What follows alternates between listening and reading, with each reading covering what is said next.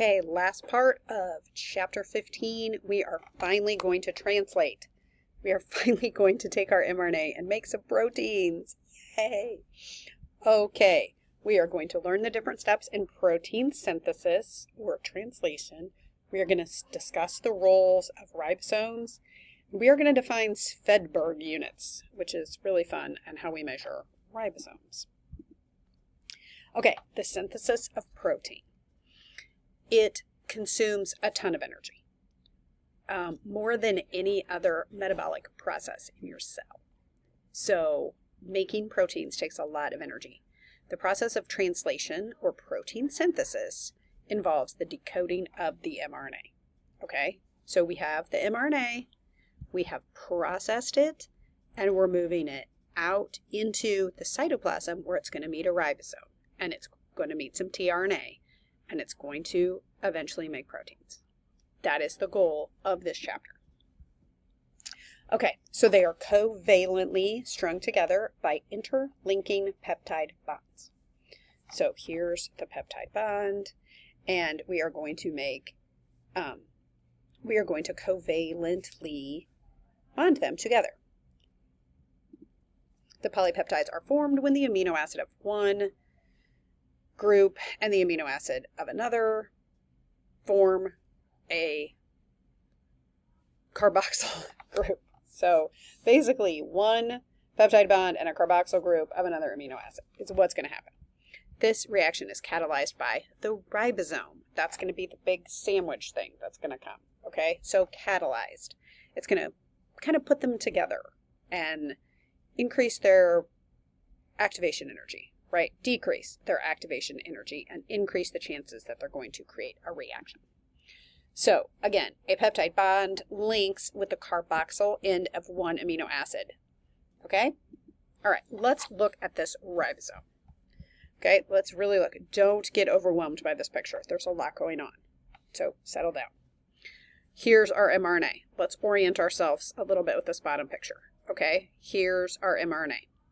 Here's our two subunits. This is going to be the large subunit. This is going to be the small subunit. They're going to come together. Okay? So for right now, that's where we are. Large subunit, small unit, they're going to come together, and then we're going to get the mRNA. Okay? We haven't added tRNAs yet, so all we have is this and this mRNA. Translation requires the input of this mRNA template, this ribosome, and these tRNAs. Okay? That's where we are. Don't panic about the picture, all right? We're going to come back to it again and again. Even before the mRNA is translated, the cell must invest a little bit of energy. Remember I said this is a very costly, energetic process. It has to invest a little energy to build this ribosome, okay? It's a big macromolecule, and it catalyzes the mRNA and the catalytic rRNAs, right? It catalyzes the rRNAs, the ribosomal RNA. Okay. Ribosomes. Remember we learned about this in, I don't know, 5th grade when you made a cell, possibly out of felt. I don't know. The ribosomes. They exist in the cytoplasm because we have left the nucleus. We are now in the cytoplasm. And also in the endoplasmic reticulum of eukaryotes. Okay? So that's where we are. Now, the ribosomes. We have this large subunit and this small unit, and it's going to come together, right, with sort of RNA in the middle as a little sandwich. Okay? And it's going to translate. So we have the large subunit and the big subunit, and then we're going to have these sites. We haven't talked about them yet. Just wait. Okay. Now, this is like a side because it tends to just be very confusing, so we're going to watch a video about it because that's how it makes sense. Let me move this up here, or maybe I can just move this down here. There we go. Okay, here's our little video about like 7OS, 5OS, and 3OS mean when we talk about ribosomes. It's a common point of confusion, especially when you see that 50 plus 30 doesn't equal 70. Well, today, we're going to clear that up once and for all. It all comes down to a concept called the Svedberg unit, or S-value. So let's start with the basics. Imagine you have a tube full of different particles and you spin it really, really fast in a machine called a centrifuge. This spinning creates a powerful force that causes the particles to settle at the bottom, a process called sedimentation. Now, not all particles settle at the same speed. Generally, bigger, denser particles will travel down the tube faster than smaller, less dense ones. The speed at which a particle sediments is measured by its sedimentation coefficient, which we call the Svedberg value, or S value for short. So, a higher S value means a particle sediments faster. Simple enough, right? A 20S particle sediments 20. slower than a 40s particle. This is where it gets interesting. You might think that if you combine two particles, you can just add their S values together to get the S value of the new, larger particle. For example, if you have a 30s particle and a 5OS particle, you might expect them to form an 8OS particle when they join. But that's not how it works. Svedberg values are not additive, and the reason for this comes down to more than just mass. Sedimentation rate is also influenced by a particle's shape and its surface area. Think about it this way. When two separate particles bind together, they don't just combine their masses, they also change their overall shape and reduce their total surface area exposed to the surrounding liquid. Imagine two tennis balls floating in water. Now, if you glue them together, the surface area where they are joined is no longer exposed. This new combined object will interact with the water differently. It will experience less drag or friction as it moves through the liquid compared to the two separate balls.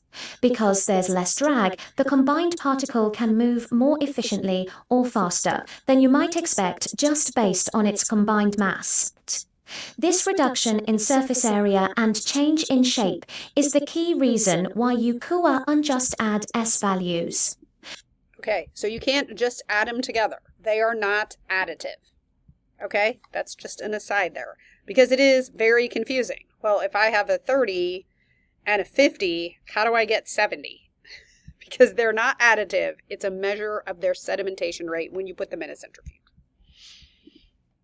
Okay, so the small unit is responsible for binding of the mRNA templates, where the large unit subsequently binds the tRNA. So let's look at this picture again.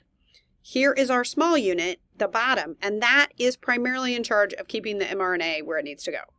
This big unit is primarily in charge of these tRNAs and making sure everything lines up with the anticodon. Okay, once the big subunit and the small subunit are together, it is called a polysome. Okay, so we have our RNA, ribosomal RNA. We have our mRNA. Now we need to talk about these guys, the tRNA. Okay, the tRNAs are structural RNAs that were transcribed from genes and using RNA polymerase III. Each T and A carries a specific amino acid. So this is where our chart comes in. Do you remember our chart? Each one has a complementary anticodon, and that carries the complementary amino acid, right? So cytosine is on ACA, the anticodon. Okay? Each one carries a specific amino acid. So acetyl tRNAs bind to the ribosome and add the corresponding amino acid.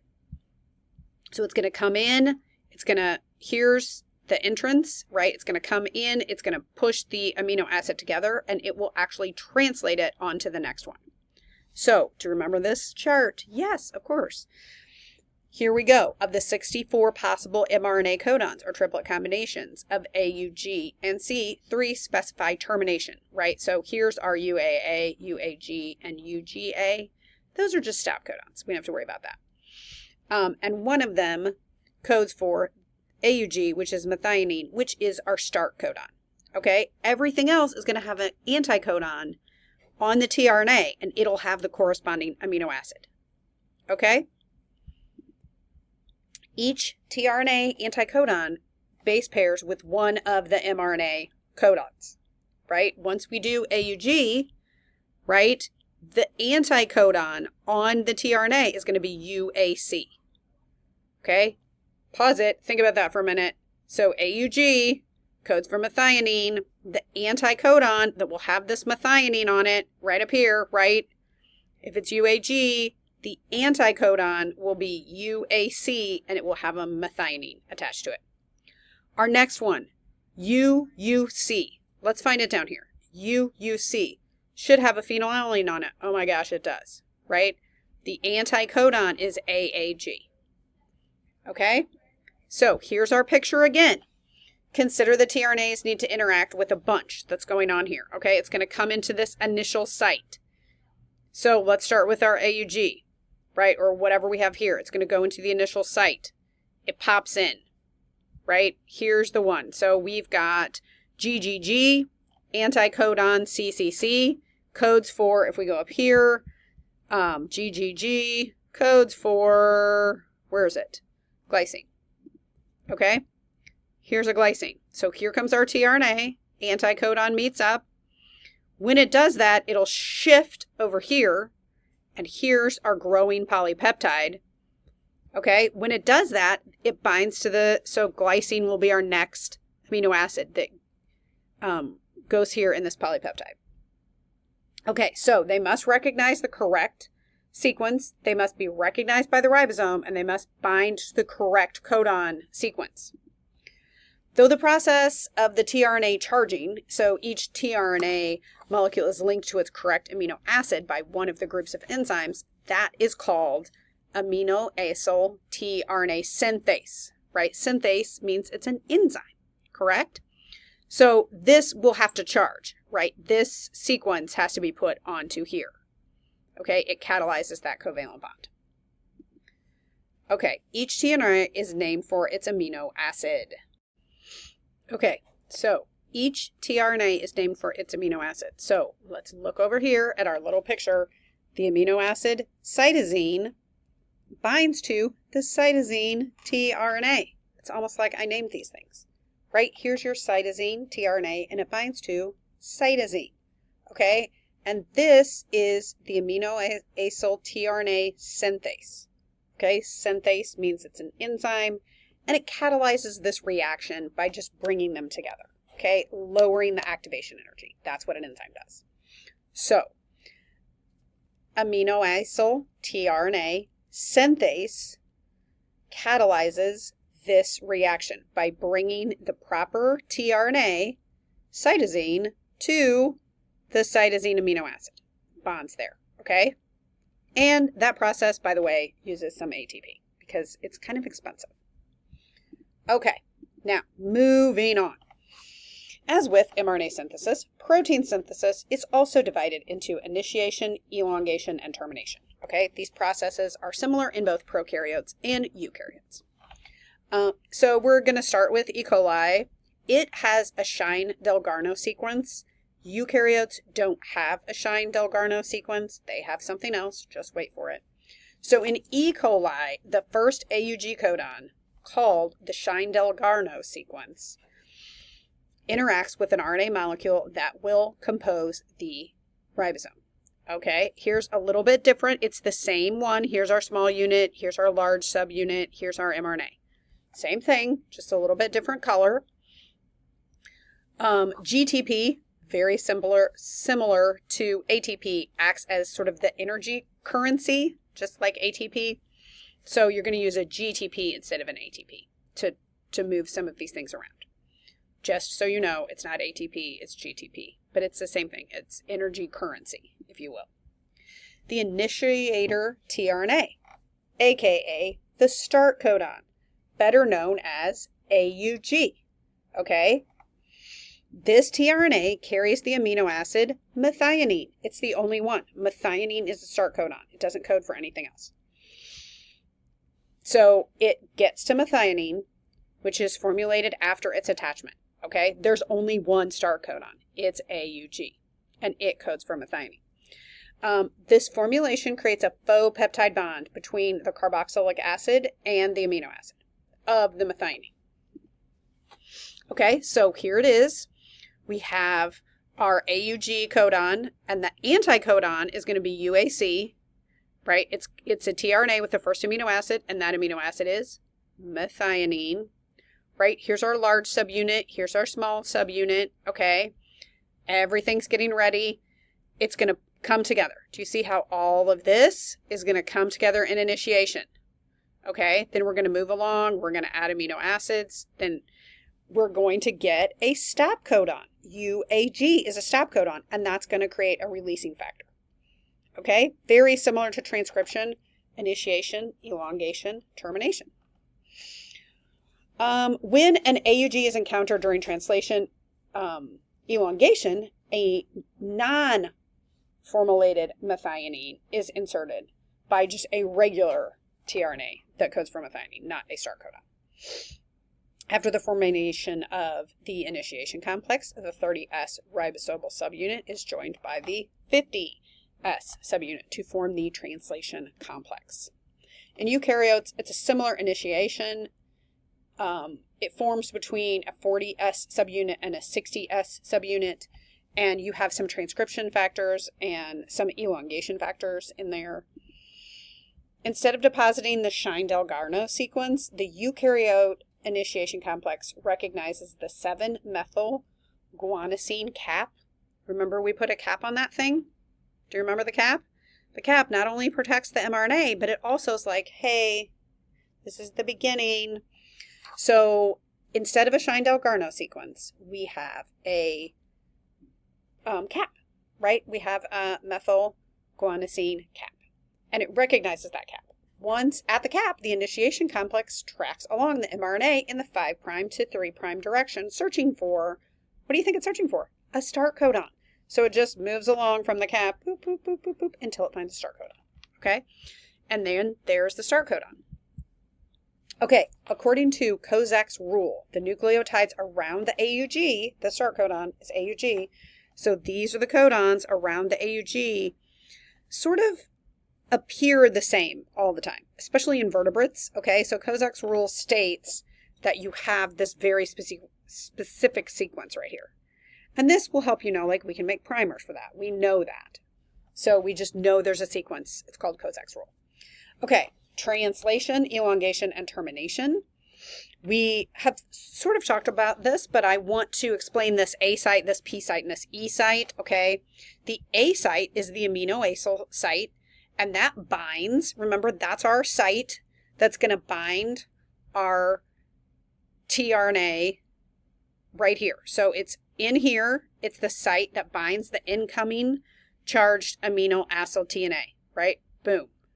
There you go. The P site, so then it scoots over to the P site, and that site binds our charged tRNAs carrying the amino acid. And it grows the peptide bonds. So those amino acids have formed peptide bonds with the growing peptide chain. So this is going to come in here and form a peptide bond right here. But it hasn't dissociated yet.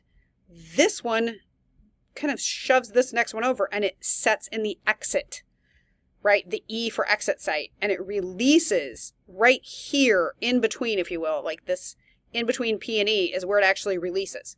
So when this ACC codon goes here, when it moves, as it moves, it will release this. Then as this one goes, then it'll form that peptide bond. Okay? The elongation process proceeds and it just keeps growing, right? Here's the next one, here's the next one, here's the next one. Movement keeps going, right? It goes from the A site to the P site to the E site and it keeps moving. And the formation of each peptide bond is catalyzed by peptidyl transferase. Again, the ACE is an enzyme, and it is right here, right? The peptide bond formation. This is confusing. This is a confusing picture because it's flipped upside down. Flip it the other way. Right? This is the A site, the P site, the E site, and this is what's going to connect your two amino acids with the peptide bond. Okay? All right, E. coli translation takes 0.5 seconds to add each amino acid, meaning that a 200 amino acid protein can be made in just 10 seconds. It will take you a lot longer to do that with pieces of paper. Termination. So this keeps chugging along until it gets to a stop codon, UAG, UAA, or UGA, right? When it gets to this, that is a protein releasing factor, and it releases the protein from everything else, and it stops. This reaction forces the P site amino acid to detach from its tRNA, and the newly made protein is released. Then, of course, then everything is released, right? As soon as we get to that stop codon, it releases the tRNA from this P site, and that separates the ribosome. Okay? So during and after translation, individual amino acids may be chemically modified. So this is a huge process. Then they're going to be folded. They're going to go into one of three structures, but they're going to be folded into a very distinct three-dimensional structure that we know as a protein. Okay, so it comes out as an unfolded protein, and then at some point it will be folded. And we will talk about that later, but just know that it comes out unfolded, and then it will eventually fold. A signal sequence is a short sequence at the amino acid of the protein that directs each new sequence to its appropriate cellular component. These sequences can be thought of as sort of like train tickets, destinations, like you need to go to this part of the cell. It's like a zip code. It guides the newly made protein to its correct organelle, right? Like you need to go to the mitochondria. You need to go to, somewhere else. Okay. And that is a zip code. It's a short amino acid that has a zip code or an address on it.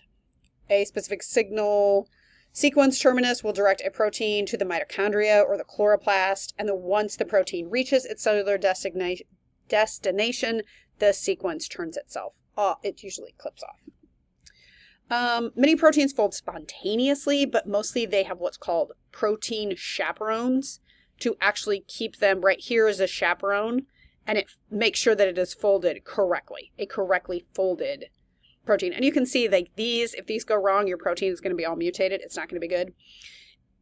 But if a protein is properly specified by its corresponding tRNA, it could take on a completely dysfunctional shape if there's an abnormal temperature or abnormal pH conditions that prevent it from folding correctly or prevent these chaperones from folding it correctly. Okay, that is translation. We made proteins and we folded them. So we did mRNA, we did ribosomes, we did tRNAs. We looked at all the enzymes that go with that. We looked at the small subunit versus the large subunit. We looked at initiation and stop codons. We looked at how tRNAs are charged. We looked at the nonsense codon encountered, or the stop codon, and we folded the protein.